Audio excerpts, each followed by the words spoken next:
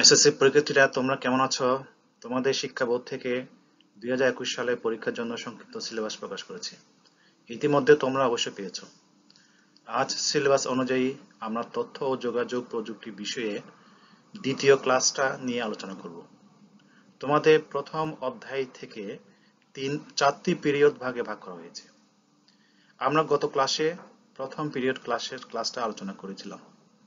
আজ আমরা দ্বিতীয় পিরিয়ডে তিনটি পাঠে নিয়ে আলোচনা করব। সেগুলো হচ্ছে 1, ই-লার্নিং ফর বাংলাদেশ, 2 হচ্ছে ই-গভর্নেন্স অফ বাংলাদেশ, আর 3 হচ্ছে ই-সার্ভিসে ও বাংলাদেশ। তাহলে আমরা এই বিষয়গুলো ব্যাখ্যা করতে পারবো। তাহলে আমরা মূল বিষয় পাঠটি আমরা আলোচনা করি।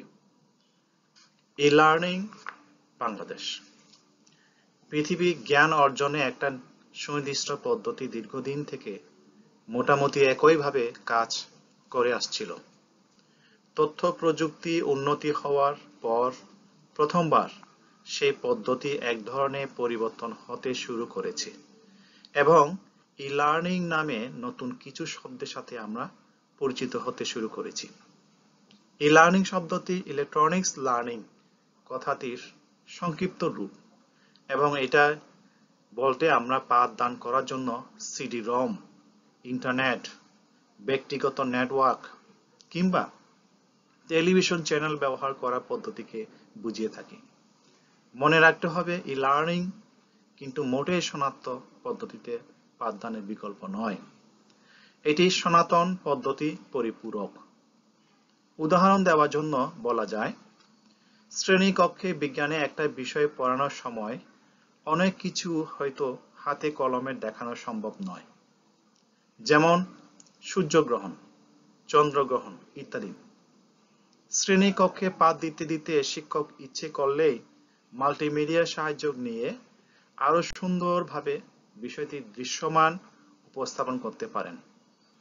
একজন শিক্ষক চাইলে নিজে তার পাঠদানে সহায়তা করার জন্য প্রয়োজনীয় বিষয় তৈরি করতে পারেন এবং সেটি বারবার ব্যবহার করতে পারেন। সারা পৃথিবীতেই এই লার্নিং এর জন্য নানা উপকরণ তৈরি হতে শুরু করেছে। পৃথিবী বড় বড় অনেক বিশ্ববিদ্যালয় অসংখ্য কোর্স অনলাইনে উন্মুক্ত করে দিয়েছে এবং যে কেউ সেই কোর্সটি গ্রহণ করতে পারে। বিষয়টা নিয়ে নানা ধরনের পরীক্ষা নিরীক্ষা হচ্ছে এবং অনেক সময়ে একজন সেই কোর্সটি নেওয়ার পর তার হোমওয়ার্ক জমা দিয়ে কিংবা অনলাইনে পরীক্ষা দিয়ে সেই কোর্সটি প্রয়োজনীয় ক্রেডিট পর্যন্ত অর্জন করতে পারছে। আমাদের বাংলাদেশেও এটি পিছিয়ে নেই।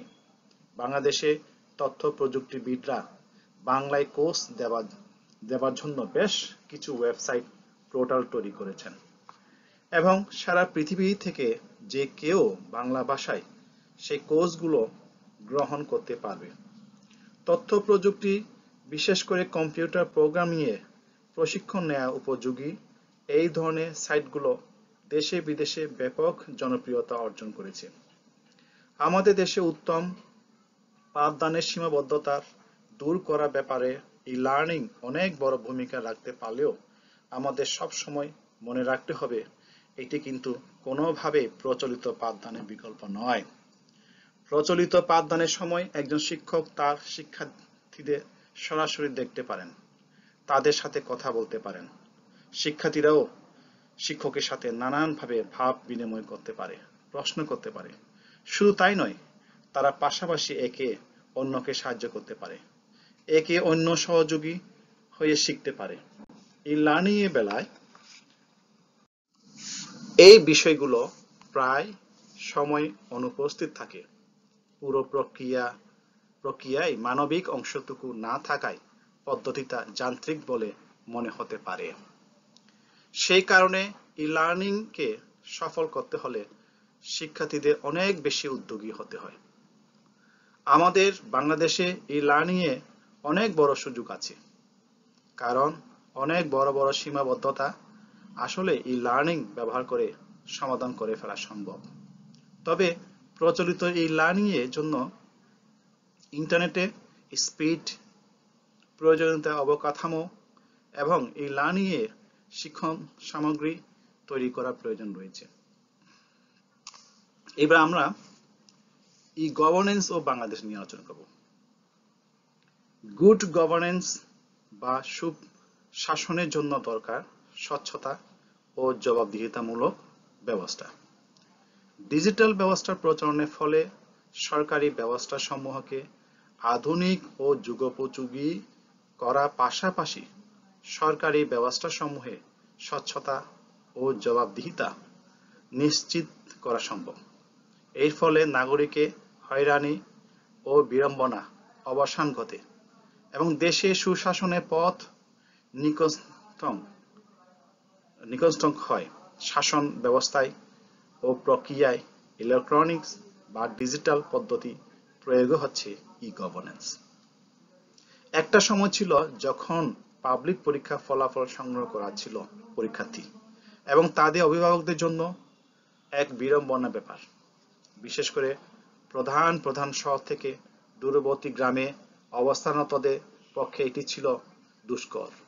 মাত্র 2 দশক আগেও এসএসসি বা এইচএসসি পরীক্ষায় ফলাফল প্রকাশে 7 দিন পরেও অনেকে তাদের ফলাফল জানতে পারত না। কিন্তু বর্তমানে ফল প্রকাশের সঙ্গে সঙ্গে ইন্টারনেট এবং মোবাইল ফোনে এসএমএস এর মাধ্যমে ফলাফল জানা যায়। ফলে ফলাফল জানা যে বিড়ম্বনা ছিল সেটি অবসান হয়েছে। শিক্ষাক্ষেত্রে ই গভর্নেন্সে আর একটি উদাহরণ হলো উচ্চশিক্ষা প্রতিষ্ঠানে ভর্তির জন্য মোবাইল ফোনে আবেদন করার সুবিধা।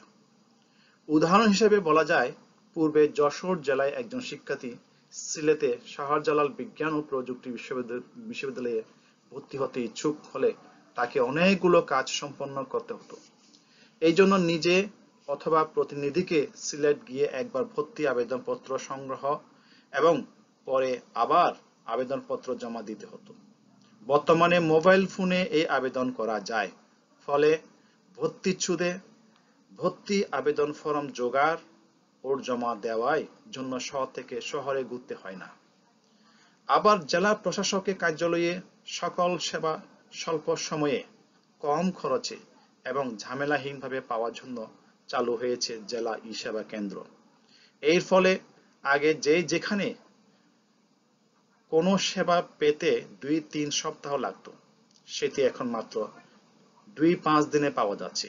শুধু তাই নয়, তথ্য ডিজিটালকরণের ফলে সিদ্ধান্ত গ্রহণে 80-90% সময় কম লাগছে। সেবা প্রদানের স্বচ্ছতা ও জবাবদিহিতা বৃদ্ধির পাশাপাশি বিভিন্ন দলিল, পর্চার, পৃথিবীর নকল প্রদানের সংশ্লিষ্ট দপ্তরের সক্ষমতাও অনেক বৃদ্ধি পেয়েছে। নাগরিক যন্ত্রণা আর একটি উদাহরণ হলো পরিষেবা সমূহে বিল পরিশোধ।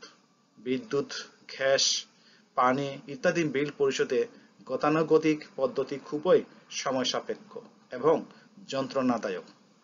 কোনো কোনো ক্ষেত্রে একটি সম্পূর্ণ কর্মময় দিন বিদ্যুৎ বিল পরিশোধে নাগরিককে ব্যয় করতে হয়। কিন্তু বর্তমানে মোবাইল ফোন কিংবা অনলাইনে এই বিল পরিশোধ করা যায়। কিংবা বিদ্যুৎ নয়, পানি ও গ্যাসে বিলও এখন অনলাইনে ও মোবাইল ফোনে পরিশোধ করা যায়।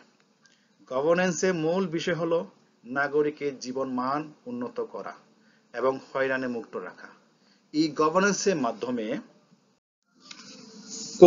কোনো কার্যক্রম 365 দিনে 24 ঘন্টা করা সম্ভব, যেমন এটিএম সেবা, মোবাইল ব্যাংকিং, তথ্য সেবা ইত্যাদি। ফলে নাগরিকরা নিজেদের সুবিধাজনক সময়ে সেবা গ্রহণ করতে পারে। অন্যদিকে ই গভর্নেন্স চালু ফলে সরকারি দপ্তর সমূহের মধ্যে আত্মসংযোগ বৃদ্ধি পেয়েছে, কর্মীদের দক্ষতাও বেড়েছে। ফলে দ্রুত সেবা প্রদান সম্ভব হচ্ছে। বাংলাদেশে ই গভর্নেন্স চালু হয়েছে বেশ কয়েক বছর হয়েছে। এখনো অনেক ক্ষেত্রে ই গভর্নেন্স চালু হওয়ায় বাকি রয়েছে। সকল ক্ষেত্রে ই গভর্নেন্স চালু হলে সুশাসনের পথে দেশ অনেক এগিয়ে যাবে। এরপরে আমরা ই সার্ভিস ও বাংলাদেশ নিয়ে আলোচনা করব। সরকারি এবং বেসরকারি অনেক সেবামূলক সংস্থা সার্বক্ষণিকভাবে অথবা সময়ে সময়ে দেশের জনগণকে বিভিন্ন সেবা প্রদান করে থাকে। এই সেবা হতে পারে এক স্থান থেকে অন্য স্থানে যাতায়াত কিংবা কোনো জমির দলিলে নকল সরবরাহ করা। ডিজিটাল পদ্ধতি চালু হওয়ার পূর্বে এই সকল সেবা ক্ষেত্রে সেবা গ্রহীতাকে অবশ্যই সেবা দাতার সঙ্গে সরাসরি যোগাযোগ করতে হতো, কিন্তু ডিজিটাল পদ্ধতিতে সেবা গ্রহীতা নিজ বাড়িতে বসে মোবাইল ফোনে বা ইন্টারনেটে একই সেবা গ্রহণ করতে পারে। উদাহরণ হিসেবে ঢাকা থেকে চট্টগ্রামে যাওয়ার জন্য কোনো আন্তনগর ট্রেনের টিকিট সংগ্রহের কথা বিবেচনা করা যায়। কিছুদিন পূর্বেও এই টিকিট সংগ্রহের জন্য যাত্রী নিজে অথবা তার কোনো লোকে ঢাকা কমলাপুর স্টেশনে গিয়ে লাইনে দাঁড়িয়ে নির্দিষ্ট কাউন্টার থেকে টিকিট সংগ্রহ করতে হতো। এই পদ্ধতি এখনো বহাল আছে, তবে এর পাশাপাশি এখন যে কেউ অনলাইনে টিকিট সংগ্রহ করতে পারে। অনলাইনে টিকিটের মূল্য পরিশোধ করা যায়। এইভাবে ইলেকট্রনিক্স পদ্ধতিতে সেবা প্রদানের ব্যাপারটি ই সার্ভিস বা ই সেবা হিসেবে চিহ্নিত করা যায়। ই সেবার প্রধান প্রধান বৈশিষ্ট্য হলো এটি স্বল্প খরচে, স্বল্প সময়ে এবং হয়রানি মুক্ত সেবা নিশ্চিত করে। বাংলাদেশ সরকারের বিভিন্ন মন্ত্রণালয়, বিভাগ ও অধিদপ্তর সমূহের উদ্যোগে ইতিমধ্যে অনেক ই সেবা চালু হয়েছে।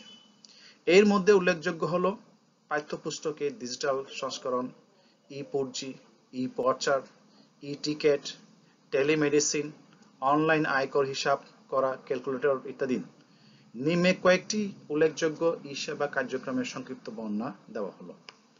প্রথম হচ্ছে ক, ই পড়জি। দেশে প্রথম দিকটা ই সেবা সমূহে একটি। দেশে 15টি চিনি কলে সকল আখ চাষি এখন SMS এর মাধ্যমে পূর্জি তথ্য পাচ্ছে। পূর্জি হচ্ছে চিনি কল সমূহে কখন আখ সরবরাহ করতে হবে সেই জন্য আওতাধীন আখ চাষিদের দেওয়া একটি অনুমতিপত্র। SMS এর মাধ্যমে আখ চাষিরা তাৎক্ষণিকভাবে পূর্জি তথ্য পাচ্ছে বলে এখন তাদের হয়রানি ও বিড়ম্বনা অবসান হয়েছে। পাশাপাশি সময়মতো আখের সরবরাহ নিশ্চিত হওয়া চিনি কলে উৎপাদনও বেড়েছে। খ, ইলেকট্রনিক্স মানি ট্রান্সফার সিস্টেম, যেটার সংক্ষিপ্ত রূপ হচ্ছে EMTS। বাংলাদেশ ডাক বিভাগে ইলেকট্রনিক্স মানি ট্রান্সফার সিস্টেমের মাধ্যমে দেশে এক অঞ্চল থেকে অন্য অঞ্চলে নিরাপদে, দ্রুত ও কম খরচে টাকা পাঠানো যায়। 1 মিনিটের মধ্যে 50,000 টাকা পর্যন্ত পাঠানো যায়। দেশে প্রায় সকল ডাকঘরে এই সেবা পাওয়া যায়। গ, ই পর্চা সেবা। বর্তমানে দেশে সকল জমির রেকর্ডে অনুলিপি অনলাইনে সংগ্রহ করা যায়। এটিকে বলা হয় ই পর্চা। পূর্বে সংশ্লিষ্ট দপ্তরে কর্মীগণ বড় বড় রেকর্ড বই থেকে তথ্যসমূহ পূর্ব নির্ধারিত ছকে পূরণ করে আবেদনকারীকে সরবরাহ করতেন। এই জন্য আবেদনকারীকে যেমন সরাসরি উপস্থিত হতে হতো, তেমনি সংশ্লিষ্ট দপ্তরে কর্মীরাও গতানুগতিক পদ্ধতিতে পর্চা তৈরি করতেন। বর্তমানে এটি ই সেবা আওতায় আসাতে আবেদনকারী দেশ বিদেশে যে কোনো স্থান থেকে নির্দিষ্ট ফি জমা দিয়ে পর্চা সংগ্রহ করতে পারেন। ঘ, ই স্বাস্থ্য সেবা। বিভিন্ন সরকারি স্বাস্থ্য কেন্দ্রে কর্মরত চিকিৎসকরা এখন মোবাইল ফোনে স্বাস্থ্য পরামর্শ দিয়ে থাকেন। এই জন্য দেশের সকল সরকারি হাসপাতালে একটি করে মোবাইল ফোন দেওয়া হয়েছে। দেশে যে কোনো নাগরিক এইভাবে যে কোনো চিকিৎসকের পরামর্শ পেতে পারেন। এছাড়া দেশে কয়েকটি হাসপাতালে টেলিমেডিসিন সেবা চালু হয়েছে। এর মাধ্যমে রোগী হাসপাতালে না এসেও বিশেষজ্ঞ চিকিৎসকের সেবা ও পরামর্শ পাচ্ছেন। রেলওয়ে ই টিকেটিং ও মোবাইল টিকেটিং।